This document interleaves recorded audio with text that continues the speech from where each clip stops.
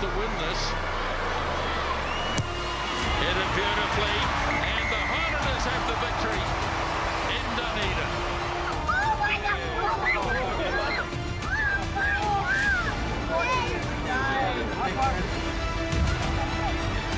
Barrett back to his feet and finding space. It's on here, surely, for the Blues. It's Mazan who goes in. Sullivan. Leads up, this is nice from the Hurricanes and Morby. Good ground, puts the kick ahead. He's going to win the race. Can he force it? Yes! But the Chiefs have got it done. Back into winning form. Pulled down by Holloway. Oh, look at that! Savani. Come on in. It's a Barley Pierce. Skips out of the top corner. There's a huge moment for the Western Force. A decade of heartache is over. The Western Force beat the Brumbies. Tēnā koutou katoa, good evening and welcome into the breakdown. Well, the countdown is on, just 2 weeks until the Super Rugby playoffs start. So we look at the playoff picture, what it could look like. Just 1 month until the All Blacks Rugby Championship squad is named, what newbies will be there, and we open up a really important conversation about mental health as well. Sir John Kirwan, Mills Muliaina, Jeff Wilson, you've got something to celebrate. Finally, your team gets a victory, Jeff. For 6 hours, we were in the playoffs. And then the Force win, and we're not in the playoffs. We're now ninth.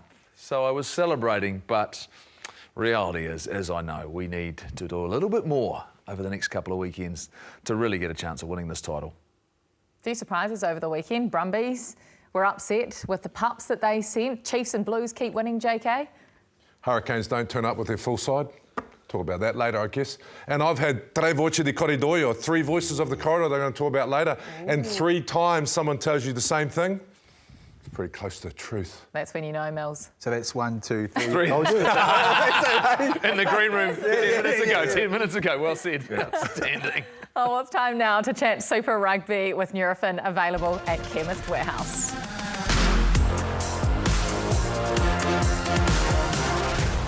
Well, the Hurricanes went up to Hamilton without their 3 major players. No Geordie Barrett, no Ardie Savea, and without Almoa as well. Jason Holland summed it up after the game and said he's a little bit frustrated because they could have got more out of the game. Mills, is that what happened when you rest your players? Have they let an opportunity go here? I think there was definitely opportunity for them to win that game. Had they had the players that you mentioned, I mean, big-time players win big moments, got themselves back in. The conditions were terrible, and that probably was the leveller, Jeff. The fact that, you know, it enabled the guys that were out there, the more inexperienced guys, to really stay in the fight. But had they had those players, gee.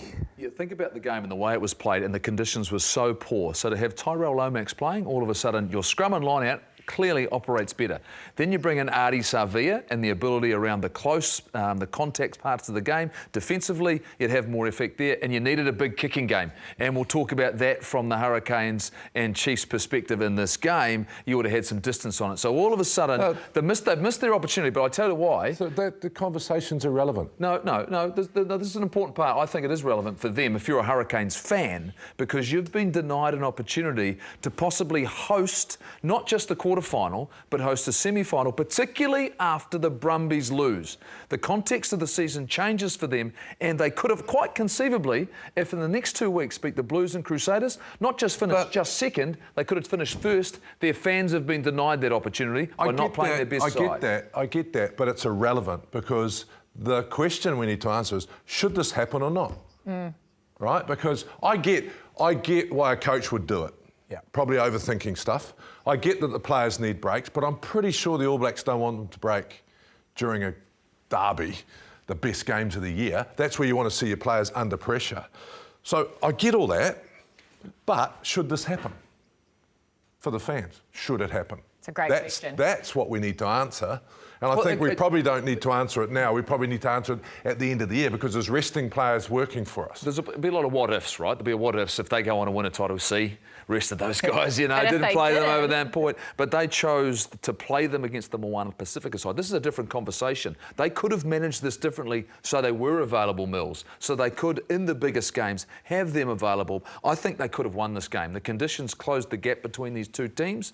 And with those assets I talked about, they could have won and they'd be thinking differently about where they might sit in 3 weeks' time. They obviously are what-ifs. They weren't anticipating the Brumbies were going to name an under-strength side also to go to Perth, but I get why Jason Holland did it. You know, you put your side out to get beaten up again, so as opposed to putting them up against the Moana Pasifika. Should we be doing it for should this be happening? Only World Cup year. Perhaps the other years not. And I think you've got to get to the bigger picture. This is why it was the All Blacks coaches. Let's talk bigger picture then. Okay. I've got two questions, and very, very quickly. Should this happen? No. Yes or no? Happen.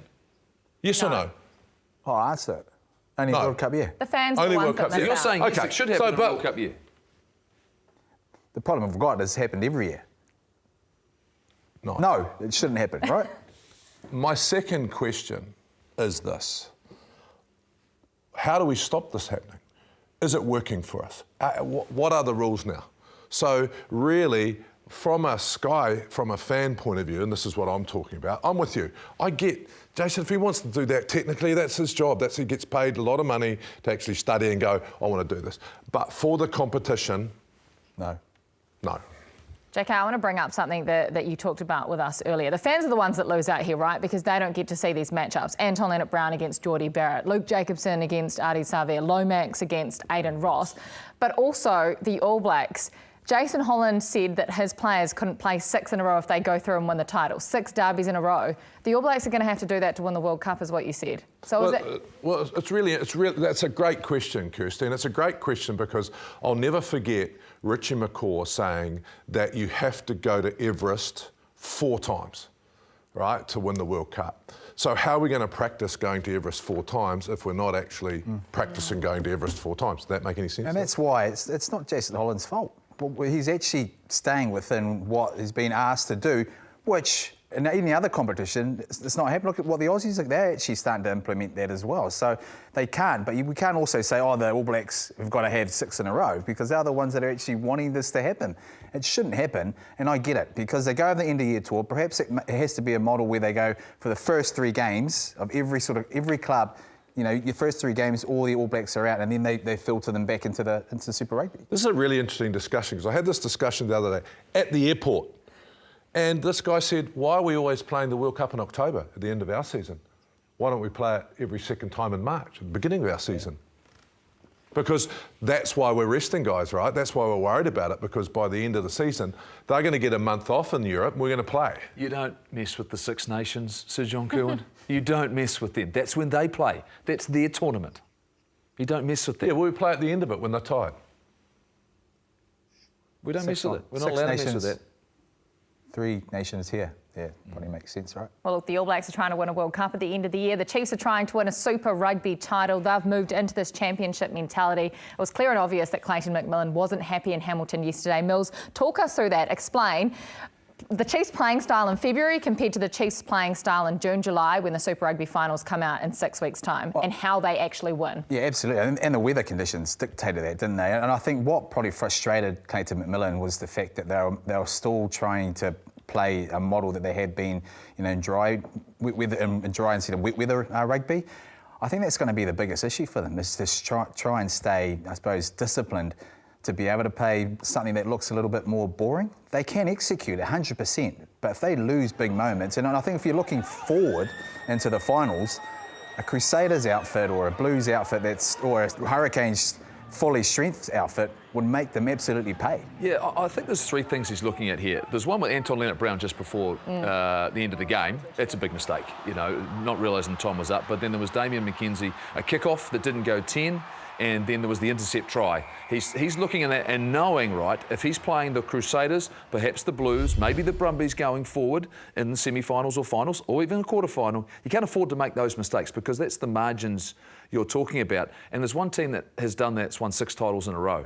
They don't make those mistakes.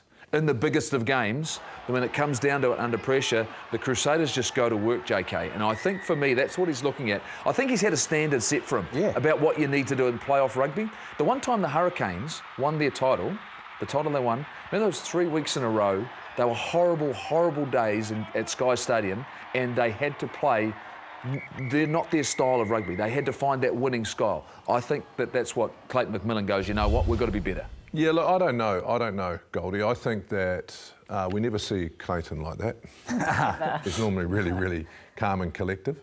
I think they probably just went off the game plan. Oh, no, I think most of it they did. I thought they kicked beautifully in most of that game. Yeah, but there's things going on out there. So an intercept, they might have seen something during the week and you've gone and said, don't do that, and it happens. So there'll be little things that'll be annoying them that they've all agreed to and they're not doing. But it's a hard time for them. You're unbeaten, you then lose, the pressure mounts. You know, winning's hard. I always say that about, and you guys know, when you're an All Black, everyone wants to beat you. So they've got a really big target on their back. The consequences, I like this from Clayton because he knows, and admittedly, if you're looking forward, they have got a very good team. Good depth, hardly any injuries to the sort of key players. This is what's going to come back to hurt them. The consequence is, and it's theirs to win.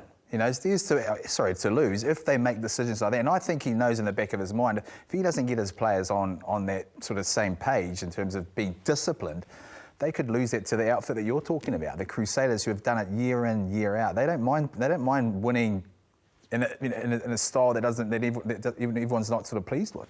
It's called ugly.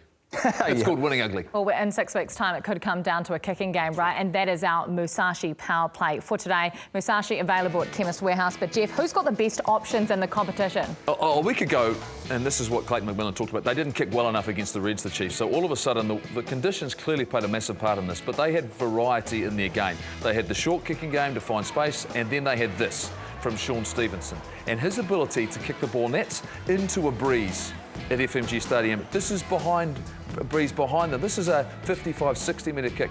When you can turn the opposition around, and that's what they were able to do, they got a 50-22. They continually applied their pressure by being in the right parts of the field. If you've got the ability to do that and the power to do that, just watch once again, along the ground, through the middle of the park, turning them around.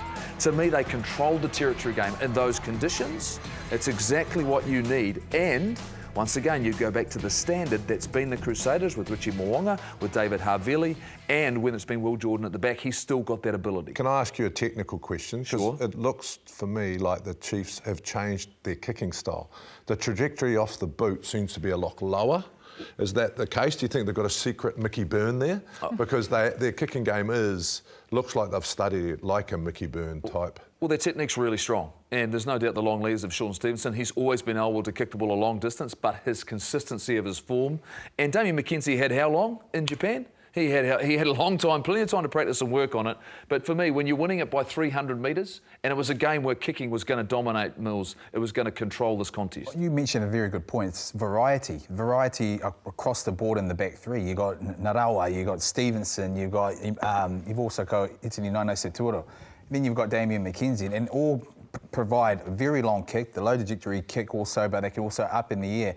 When you're covering it, you're almost thinking, you know, when you're sort of back there and you're thinking, oh no, I don't want to kick, where's my first five, where's my first five, I've got to pass them. These guys, one pass, someone else will kick. They're happy to play within that sort of movement. This is where they're really dangerous in terms of the ability these guys can do. Random question for you guys who could kick. That's why Roger Tuivasa-Sheck doesn't play fullback. Because everyone's asking me when I walk through the airport, why don't they put Roger at fullback? Well, it's hard to know because he was never given the opportunity. Well, I'll ask you this. At second five, where you suppose you have to kick, has he kicked since he's been in New Zealand? Can't remember. Can anyone remember? So, but that kicking game at the back, that's a fundamental part of our game and important for the All Blacks to get right? I mean, that was a pretty good kicking. Look at the wingers they've got. They are astute kickers. Yep. You know, they've taken the game to another level where their wingers can kick long, they can kick short, they can go over the top. So I think they've got a really nice balance. And hence I come back to my point about, why McMillan's probably frustrated, because he knows they can actually provide that game plan. How dangerous are they at the moment? And the defence is awesome as well. If your kicking game's good and your defence is strong, it goes a long way to winning a competition. Well, you know what? All of these kids learn at the very grassroots of the game. Ripper Rugby, if you've ever had kids go through Ripper Rugby, you will totally understand this next clip. Now, actually, we may not have, no, we've got it. Spare a thought for the coach, Ben Smith. Hey team, we're here at the Tyree Sevens. Going to mic up a few of the boys and the young fellas and see how they go. Oh, you finished. Good job, bud. Fletcher, I'm captain. Oh, you're captain. What does that mean? It means I'm captain.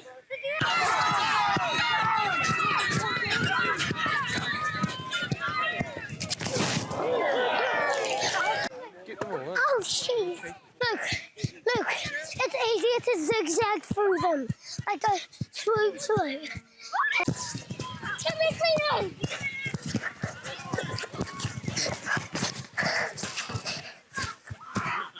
It's a try. Anytime my shoe up. Yep. Way you go, Roman. You go up and have a go. How bananas made? Hello.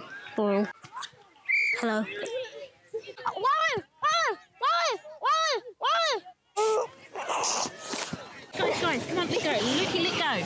Go, penis! Go, penis! Go! I think we are. Won't it? So we say, Green Island, 3 cheers for Toe. Hooray. Ready? You go, Fred.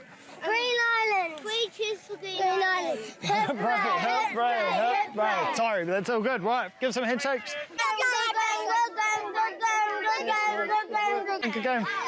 Good game. Yeah, cheers. Thank you. Honestly, that was awesome. Give that up to the Highlanders, because that is quality content. Greater minute and a half than I think I watched all weekend. And Mills, you will totally relate to that with your 2 boys in Ripper Rugby. 100%. My ones are at the back picking daisies. So there's no way they're getting amongst it all. Every Saturday morning. I did that my whole career. Honestly, that is absolutely amazing. Shout out to those Green Island under-7 kids as well. Well, time now to have a look at the playoff picture. Jeff, this is when you get to come into your own, because finally you get to celebrate something with the Highlanders. They were in the 8th. They've just slipped outside, though. I'm not celebrating. What do you mean I'm celebrating? They're not in it. They're in 9th, but they're in a position to be able to make their way into the playoffs. Well, we've given ourselves an opportunity. There's no doubt about it. But look, if you look at the top 6 and they've gone to work and the Chiefs have been good, this could be vastly different, but it's not. But the loss by the Brumbies, all of a sudden, it opens up a window, a door for teams. And they've got a challenge in front of them because they've got the Chiefs and the Rebels have got everything to play for. We know the Hurricanes had a tough run home, but there's a lot they can gain from those 2 games. And the Blues will be an opportunity for them when they come here to Eden Park. There's what's in front of the Highlanders. They've got the Reds and the Blues. They'll be looking at the Reds game and going, well and truly, that's a game they'll have to win. But the fight, it is on. How does it sit right now then? Well, we're not in the 8. But I tell you what, 2 rounds to go. 2 rounds to go. Instantly one there is the Blues and Hurricanes at 4 and 5. And the bad thing about that is for them, guess who you get to play if you win? Most likely the Chiefs.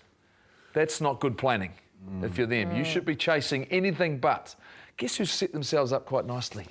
Crusaders. Those defending champions. The Crusaders. The champions, once again, have set themselves up nicely. Planned it well, didn't they? Yeah. They'll say it's on purpose. They would have wanted top spot because they'd won a home final. They haven't planned to finish 2nd. I'm not saying anything. Why not? Well, I'm just not saying anything. Do you not like where the Blues are sitting right now? They're back on, their form's good. They showed some good signs on the weekend. Bowden Barrett showed some really nice signs. I'm really happy with where the Blues are sitting. Oh, yeah. Well, okay. So they're timing their run like they're saying. Yeah, look, I think But now you said you weren't going to say anything. I was just throwing them out there to see where... See, it didn't take long to bait them into something. It didn't take long at all. So consistency, guys. One of the other things that you've got to be careful of is when guys are on a roll. You've been players, you know what I'm talking about. You start getting on a roll. Have the Hurricanes thrown themselves out by resting a couple of guys? Are you going to break your rhythm because all of a sudden some things don't work too well? I mean, Clayton was angry, but his team won. That's always nice because you go in on the Sunday or the Monday and you go, look, wasn't good enough, but we still won. When you start losing, start getting some clinks, I said it before, you've got to accelerate into these playoffs. So what we're not talking about when you talk about the numbers is who's actually in form, who's actually accelerating to these playoffs. Yeah, the Crusaders are starting their run. The Blues actually are. I think the Hurricanes have actually started to time their run a little bit nice because what's going to happen, those senior players that were out against the Chiefs, they're going to come back and bring a lot of energy. They've had that week off. They know they're in the hunt. This game on Saturday against the Blues, where both teams are starting to, just begin their run, I reckon it's going to be a very important one. But I like the way the Hurricanes are sitting. But the Crusaders, for me, I mean, given that they had an understrength team as well, and some of their big-time players stood up too. I thought the Chiefs were actually really good. Look, the Hurricanes weren't in that game at all, other than two significant mistakes that were made. One was a long-range try from Josh Morby, and the other one was an intercept from Damien McKenzie he gave away with Braden Yossi, who just went 50 metres to score. Other than that, realistically, the Hurricanes, who were a very good side... And that's what I'm talking about. What? So resting your players, if you actually get beaten in the game, but the scoreboard looks a bit different, that gets to your confidence. It wasn't just the Hurricanes that rested players over the weekend. The Crusaders rested majority of the All Blacks and still managed to put 41 points on Moana Pasifika. We have to speak about the newcomers in this competition, but JK, here is where your voices come in. Io, tre voci di corridore. That means 3 times I've heard this. So it's a real secret, don't tell anyone. But I have heard that Eddie Jones has been chasing Levi Amour. I heard the Blues have been chasing Levi Amour. And I heard that the Crusaders have won that chase. Watch this. G'day, son. How would you like to come to the Crusaders? And I'm the new All Black coach. I don't know if that... I am a lip reader. And I don't know if he said that. I couldn't quite work it out. I did not. He did not say that. He did not say that. But I've heard from a very, very, very, very, very good Italian source that he is going to the Crusaders and he's on an NZR contract. Well, the Pope's never wrong, is he? No, the Pope knows his footy as well. Yeah. Well, I can actually lip read, and he did say, "Oh, I've got that contract for you. Sign after the game." He goes, "Yeah, I will, bro. Don't worry, I will." And Razor walked away happy. So, gee, that's big news. So, if you talk about Moana Pasifika, to get back to your argument, you can probably only talk about him. He's been the outstanding playing from this year. What worries me, Mills, is from a Moana. Like, let's put it straight on the table. Moana Pasifika should survive. We've got to make sure that we keep this going, but how can someone like Amour then get an NZR contract? I don't understand that. I don't understand the key. What were Goldie Moana Pasifika's key goals for this year? If I remember rightly, it was to create more pathways for Pasifika, more people from the Pasifika islands of Tonga and Samoa getting opportunity. So I always thought that when he was showing form, that he would be picked for Samoa or Tonga. So what am I missing? Well, he was eligible to play for the All Blacks. He was also eligible to play for the Wallabies. Yeah. And he hadn't made a decision and committed to any of those organisations or countries. He was looking at his future, and he's now decided that he wants to be an All Black. He was born in New Zealand, my understanding is right. So he's a player who's spent his whole career playing here. And I understand this has got to be incredibly disappointing and frustrating if you're Moana Pasifika, because you have helped develop him and given that opportunity to play. And he has been outstanding. But why doesn't he have it? If he's born in New Zealand and grow up through the system, why doesn't he already have a contract? Well, that's the decisions you have to ask the Highlanders and the Chiefs and the Crusaders up until now. The Blues, for example, you have to ask them. He was part of a Super Rugby franchise. No one decided to pick him up. Okay, this has created a pathway. The tough part is the fact this is a team that's really struggling, and their very best player now, Mills, is not going to be playing for them next year. Someone you can build a back line around. They've got to make some changes with this organisation, though. You do have to start asking questions of the coaches, of the backroom staff. It was any other team in Super Rugby that hadn't won a game this season would be asking these questions. Why do we not of Moana? Well, why can't he have an NZR contract and play for Moana then? Yeah, well, exactly. Well, I think they've got to look. I mean, you have to be aggrieved when you are Moana, because what was it set up for? 20% of those players had, well, 80% was supposed to be, align themselves up for, a Pacific Island nation. But then Levi, he didn't get picked up by those other franchises. So he's used this correctly in terms of, everyone wanted him, right? And so here's this opportunity. It's not his fault. It's the system. So shouldn't we then be going to that model where guys can actually play for one and still be playing for Samoa? But what threshold does that leave the Pacific Islands? When are we going to actually start developing like they say they're going to develop it? Because if you look at Samoa, who they would have thought would pick up Levi Moore, or Fiji, I mean, they're thinking, okay, that's awesome. We're now going to pick him up for a national team, but he's not. The wider discussion here, though, is the fact that I think there's over 25 players who've gone on and played for their country. They've gone on and done that. 28. 28. So 28 of that squad have actually gone on. It has given them a pathway. I think the big challenge we have here is how do we improve their performance in Super Rugby, or is this just them on their journey? What I do understand is the fact that Aaron Major has decided it's time. I don't think he's going to be there in 2024. They're going to be searching for a new head coach like 3 other franchises. So you're telling me you've got a voce de corridoio? That's what I'm hearing. That's what I'm understanding, that he's decided it's time. His tenure mate. is coming to an end. He's going to finish out the season. They're going to need a new head coach. So that's just disappointing. Well, because, where is the vision in that? You've had a coach now that's leaving in 2 years, after 2 years stint. We've got a guy that's going to the Crusaders. And so Moana Pasifika, who's that on? Where is the vision from Moana in terms of, or have they just patted themselves on the back for getting a team in? Just quickly, last question for you then. Should this team be based in Auckland? No, it should be based in Samoa. Because for me, you would be more competitive. Secondly, you would see a lot more of the local talent. And thirdly, we saw the other day there was 3 dogs and a cat watching the game the other night at Mount Smart. So unless the crowds are going to turn up, what are we doing? They had to bring a dog day in Christchurch. It actually went really well. It was awesome. It's fantastic. I'd take Fui Fui Mui Mui. Oh. 3 dogs and a cat. That's all there was at Mount Smart Stadium, apparently. I'm still getting over that comment. Still plenty more to come on the breakdown. We talk All Blacks bolters. Yes, we're saying the word. And we look at the Form 15 from Super Rugby's Round 12.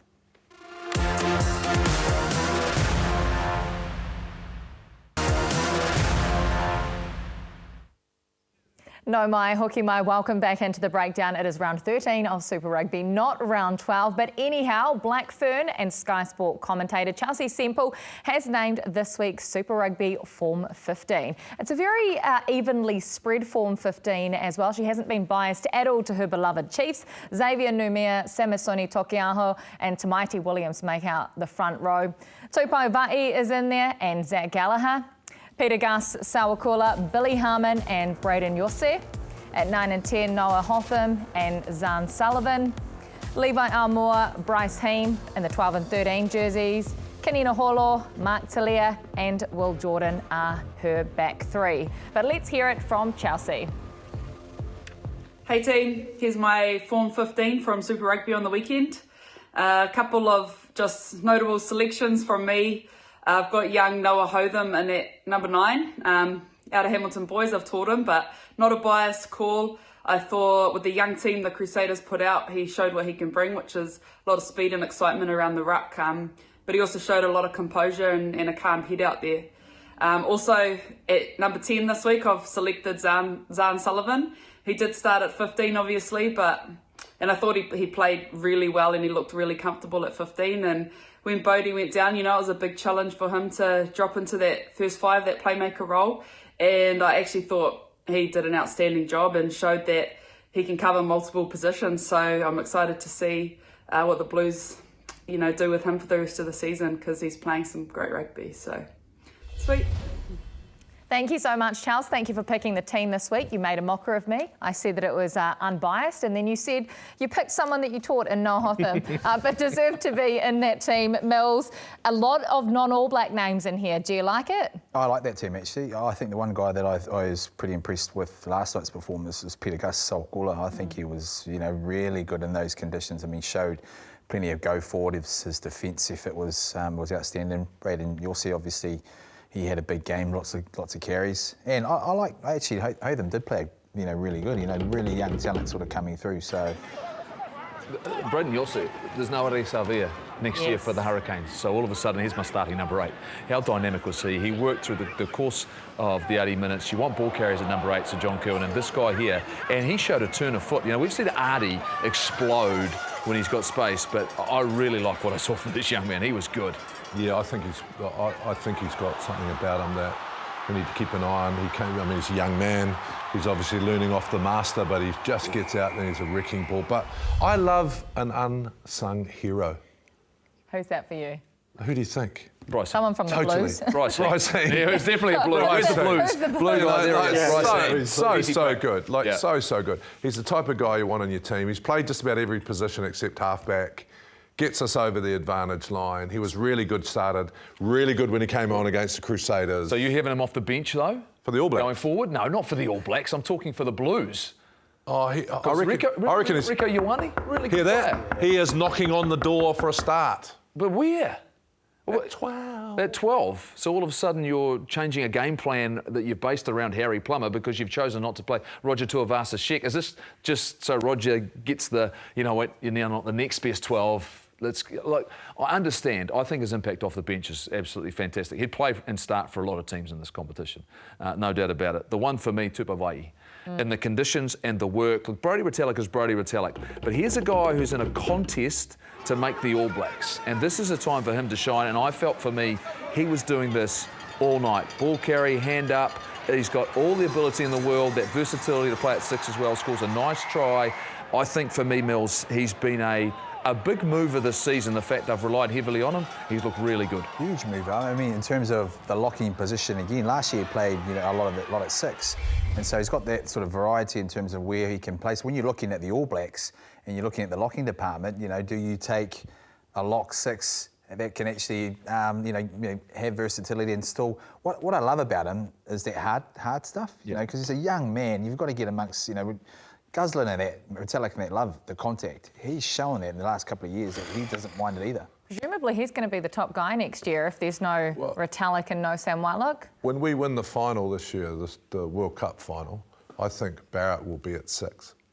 Just because if we're going to re-meet France again in the final, you saw the Heineken Cup final, their forwards are big, strong men, and I think we're going to have to match that.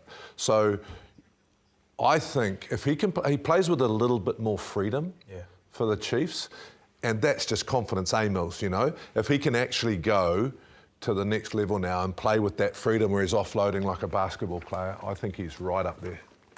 Well, you know what? Before we get to the Rugby World Cup, a team has to be selected. So we're led to believe in 1 month's time after the Super Rugby semi-finals, a 36-man squad will be assembled for the Rugby Championship. So we thought, you know what? We're going to pick 3 players who we think will be there that may be a little bit of a surprise. Look at that first category. Every single person has picked Amoni Narua. No surprises there. 3 of us have picked Tamaiti Williams, who's been a standout for the Crusaders, and clearly in the 3rd category, we're still looking for our number 6 except JK. He's the only one that's found one. Well, no, I actually was going to change Asafa for Levi after what I heard today. He could be a bolter, so I was going to change that. But the discussion around Amor, for me, is Dane Cole's one of our greatest All Black hookers, been around for a long time. Are we going to take him as one of our leaders, as our 3rd halfback? I think the 2, not halfback, our 3rd hooker. I think the other 2 have cemented their place. And so that's a real big one for me. I'd love to see Dane there, but does this young fella that's taking his chances take over? And then Roigard, we had this argument before, without a TJ Perenara. It was an argument. It was a discussion. No one raised any voices. We were just back and forward talking about what we'd prefer to see at halfback. Yeah, it's an argument if you don't agree with what I say. No, so I want to get into the halfback discussion because I think we have 4 halfbacks. We have 3 halfbacks now that are very similar in the way they play. We've always had that third loose forward type halfback who up until recently has been TJ. Will TJ get back? So are we going to take 3 of the same, or are we going to take someone who can come on late in the game who's a bit bigger, like your 4th loose forward? That's all I'm saying, right? It probably doesn't have a lot to do with form. It's got a lot to do with, I need to change the picture here. It's France, we're in the final. It's physical. We've got to bring someone bigger on to actually do something a little bit different. So it's not a form discussion, it's actually type of play. First of all, I think you've caught Jeff's bug because you lost the brief, mate. Like, Moore's already an All Black. I thought Bolters was someone that hasn't been So is Blackadder. Well, no, but people who aren't regulars, who are incumbents, players that don't just walk into the team, who are in a competition, and clearly Ethan Blackadder's in that competition because you talk about loose forwards and the competition for that 6, 7, 8 role and who's going to be doing what. I think that is the brief because they're in a scrap. And for me, Ethan Blackadder's a guy we haven't seen for a while. But he's got great versatility. Jason Ryan loves this guy. And he plays hard. He's a physical presence. Look, he'll throw himself into everything. I don't think you necessarily think he's a bolter, but I need to see him back out on the field very, very quickly. I think they'll find room for a Mills. I think in my team, he goes. He goes all day, every day. I think the makeup of there, and that's where Tupou Vai comes into it because he becomes that sort of lock, you know, and... so for me, he's not a bolter. He's not a bolter. You pick him in there. When you're looking at a 36-man squad, we can probably all agree with 30. Hang on. They didn't answer my question, these guys. They just totally ignored me. What was the question? The halfback question. So you're saying... Halfback question. Roy Guard's the question. Yeah. Is he no, it's okay. No, I'm not offended. Huh? Well, is he part of my 3? No, he's not part of my 3 right now. What I can say is the guy who broke his nose last night, and Brad Weber, he's part of mine. Yeah, that's probably going to be the hardest position to pick, I think, because you've got, Aaron Smith, Weber, Roy Guard, Whakatawa down there, Christie. I mean... But the 3 extra players that you've got to pull into that rugby championship squad, you're picking halfback, a blindside. You're picking the positions that you want to see more of, right? So you might take 4 halfbacks. You might take 4 blindsides. No. What are the 3 extra positions? Because we could all pick the 33. The 36 is hard. Where we're light. So what are those positions, JK? Lock, loose forward. So you take someone that we just spoke about, Blackadder or Wavai, play him at lock. Try Scott on the 6. So I reckon 3 extra players. And then I think possibly a different 9 is what I would do. I mean, what are we going to do at fullback, wings? I think that's pretty chosen, but I think those 3 positions. So a lock, a 9 and a 6. And I'm going to say prop, because we need to find out. Yes. Props. That's why we've all picked Tamaiti, right? We all picked Tamaiti. And there's so many injuries in that position. We need to look at props. We want to look at props, and I can tell you why we're looking at props, because what we've got back-to-back in the first games of the Rugby Championship, we've got a game against Argentina, and then we come back and play against Mount Smart, Mount Smart against the Springboks. So I'm thinking they're going to need a number of guys in the squad, so they'll be looking at, I don't think they'll all travel. I don't think they'll all go in the first game, and they'll be looking at a number of players. No Fletcher Newell, not available. So Tamaiti Williams is a guy who's put his hand up. Tight head prop is an issue for us right now. I like him, man. And what really stood out was when he had to go to the other side, down against the Blues. So we've always seen how big, he's a big specimen. He loves to get around the field. He's got good contact, but then mentally to go to the other side of the scrum, that's good. JK doesn't want to talk about I'm this. just trying to count how many, that's all. Props. Plenty. Well, there's 36 players, remember, so add a couple of extra. Well, Lansdowne Road on the weekend was unbelievable. It was the spot you wanted to be this morning in the European Cup final. La Rochelle going back-to-back against Leinster. It's the Heineken Cup final, 2023. We are ready to go. Sonia taking short and Jack Cole races away. Back inside to Dan Sheehan. It's the dream start for Leinster. Tackle from Dante. Out it goes quickly. Rothburn out into the corner. And Jimmy O'Brien has Leinster's second try. There's the reverse pass to Sheehan. Dan Sheehan gets his second try. It's one-way traffic. La Rochelle are being blitzed. Short pass, Dante, he's so dangerous, Dante is so dangerous! Out it goes, there's room on the left here, they get the short pass through Jenny! They are fighting back here at the Aviva Stadium, keep it tight for the time being, Jean-Eric, go! Can he get it down? Giorgio Ricanelli has scored a try for La Rochelle. Amazing achievement, and it goes from Hastoy. La Rochelle, Heineken Cup champions once again. Oh, look at the scenes on the pitch. Players, coaching staff, the Leinster players down on their hands and knees. They actually are stunned, and so am I after that first 20 minutes. What a comeback. 17-0 down in the first 12 minutes. That was a great game of rugby, and if you haven't watched it, I urge you to go and see that. Mills, when you saw the crowd, 55-odd thousand people there screaming, and the rugby matched it. It matched the atmosphere. Yeah, it certainly did. You know, during the day, packed crowd, beautiful stadium, and like you said, Chef, that game was awesome. Two contrasting styles, and in the end, La Rochelle come over the top. It's Ireland. It's Leinster's Ireland, right? Let's be honest about that. I think 13 of the 15 players, JK, are Ireland. And they played like Ireland, the way that they played, the speed that they played. But in the end, La Rochelle, what did they do? They rolled out their bench. And what did they do? And they showed it when they were here last year against the All Blacks. They brought line speed, and this worked for large parts of the game. They just kept coming forward. But we're aware of this. We understand it. But this is the sort of challenge that we're going to face when we get to a Rugby World Cup. This sort of line speed, we'll have to deal with it. We'll have to have a good and smart kicking plan to slow down their defence. Make sure you don't make errors in behind the advantage line. What really happened, it was interesting about this game, was they found a way, La Rochelle, to then expose it. They started playing the second-man players. You had guys coming at depth and running off shoulders, and you started piercing in behind the defensive line. Jonathan Sexton was not playing in this game. So all of a sudden, they lost a little bit of their control, and I think you saw, this is Ireland and the way they're going to play, and this is France and how they're going to play. To your point, it's about our ability to counter them. Do we beat them at their own game, or do we have to come with our own style?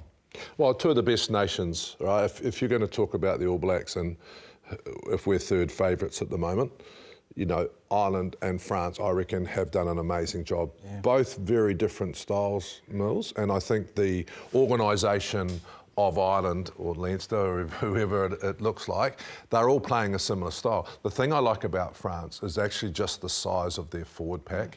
And at some stage they just go, we are just going to be full on and really, really aggressive. But they've also got some really good ball carriers. So I think that's a really good game, and I'm sure the All Black coaches will be watching it because they are the two styles that you have to cope with. We're going to get that all the time. It's our ability to be able to handle the fact that we're well behind the game line. That's where we've come unstuck. We've almost gone into it every time we go, how do we beat the rush defence? It's not, we're going to get beat like that all the time, but how do we then react? Okay, take the pressure off ourselves, go to our kicking game to then try and apply the pressure on the other side. That's where we've really lacked over the years. We've almost thought, let's try and beat this rush defence, We've got caught, we're not sure what to do. Let's just keep trying to beat it.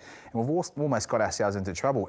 Do we have the discipline, similar to what we're talking about with Clayton McMillan, to then kick the ball away and go and feel comfortable going, well, actually, you know what?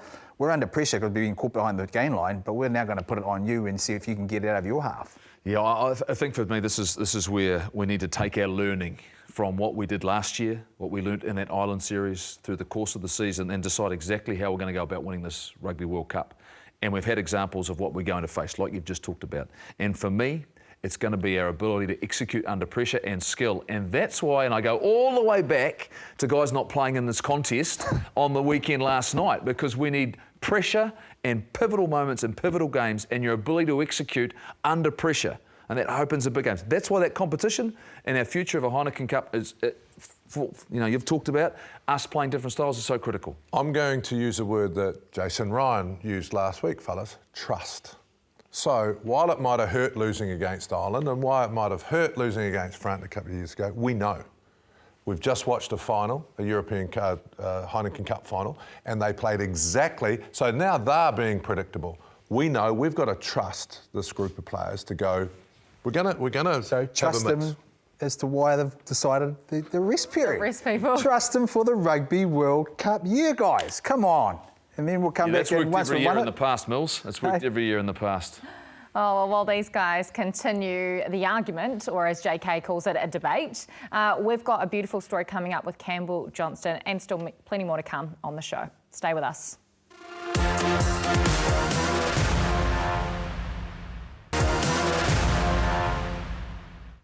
In Southland today, we're here with Campbell Johnstone, and him coming out this year is really a watershed moment for our rainbow communities, and I think for rugby to actually say that you can be an All Black and identify whatever sexuality or gender, and you're going to be okay. And I think it's opened the door of possibility for people to see themselves in a game that maybe they haven't or couldn't. It was an interesting relationship with sport and my sexuality, because I had this sport, the rugby that I'd go to, that I just loved playing and loved being around. It gave me so much joy, so much excitement, so much, just everything. It was my world. And then I'd go home and that same sport, because I wasn't being honest and wasn't being able to be truthful out there, was giving me all this anxiety when I went home. And I'd go back to training and it would all just go away again. So I had this sort of evil battle between it all. And to me, that didn't sit right in my own ideal image that I had of what an All Black would be.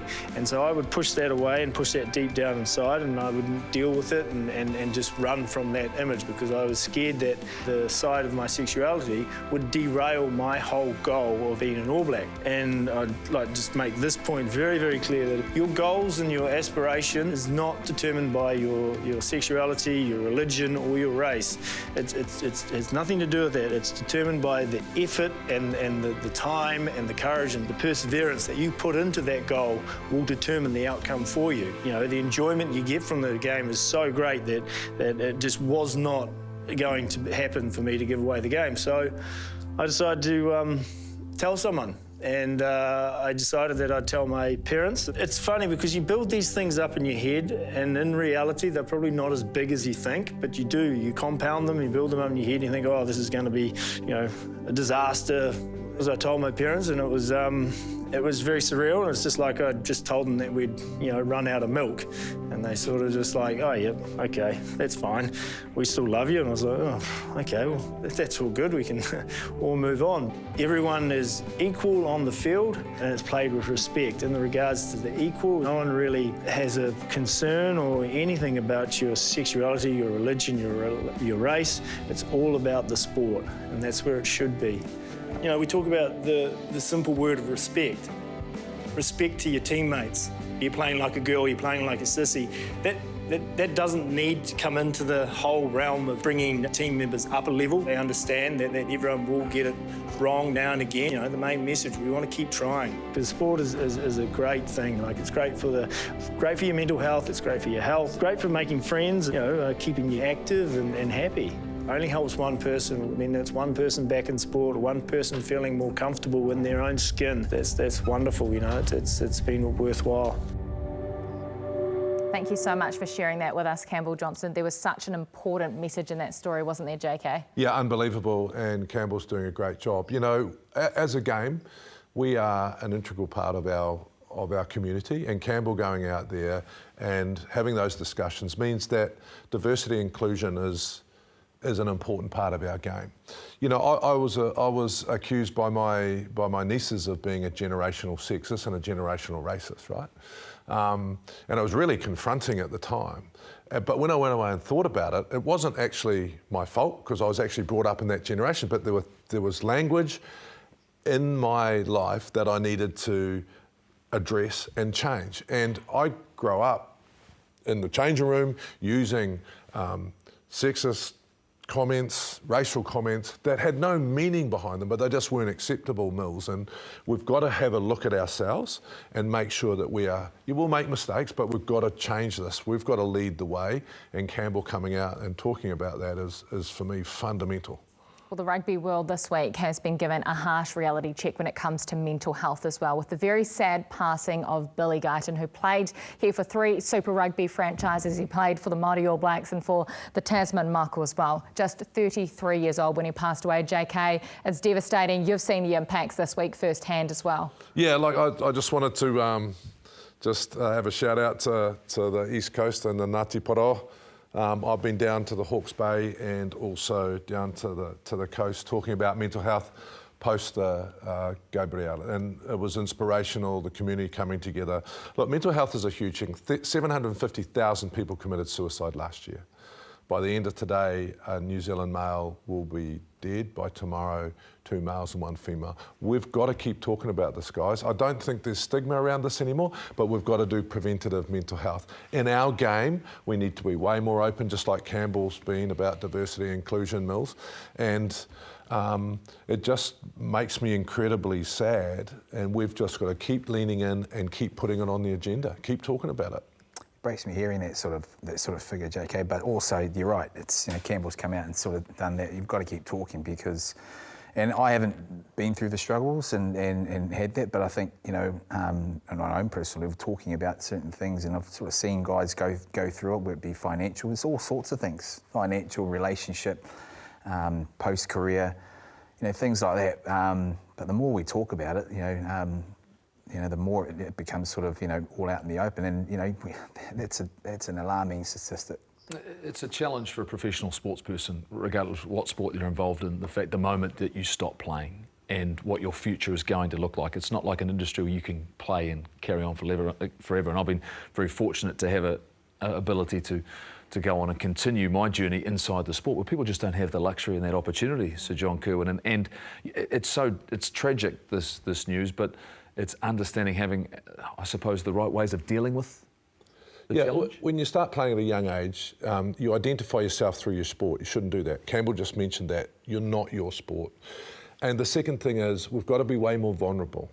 I was scared to be vulnerable, but vulnerability is a key strength. So if we can accept those things, and when I say put it on the agenda, Mills, in our rugby, in our lives, we've got to be actually, like we talk about a game plan, we've got to start bringing up these things. It's hard when you retire. It's really hard to retire from any sport, but it is not prejudice, people. It will get anyone, and we just need to be open and honest about it. What are we doing to prevent it?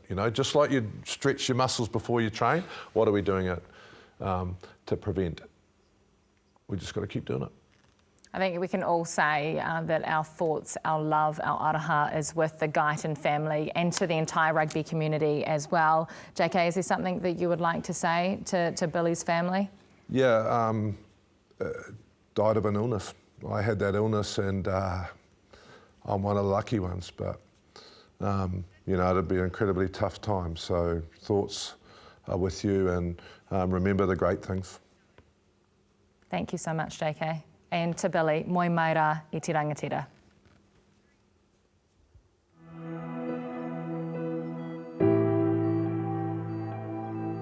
It's going to be a long night for the young man, and we'll look after him.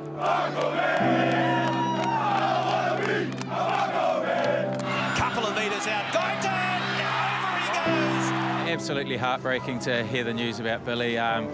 He was a champion man. I was lucky enough to play with him at the Hurricanes, and mate, he was such a legend, and massive shout out to his family and love to all of them. So hope they're doing well, and rest in peace, Billy.